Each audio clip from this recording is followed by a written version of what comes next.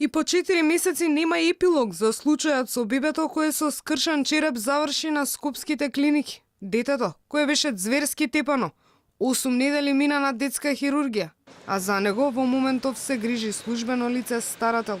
Против мајката пред 2 месеци е поднесена кривична пријава за запуштање и малтетирање на малолетно лице од страна на СВР Скопје, но од обвинителство велат се уште е во тек предистражната постапка.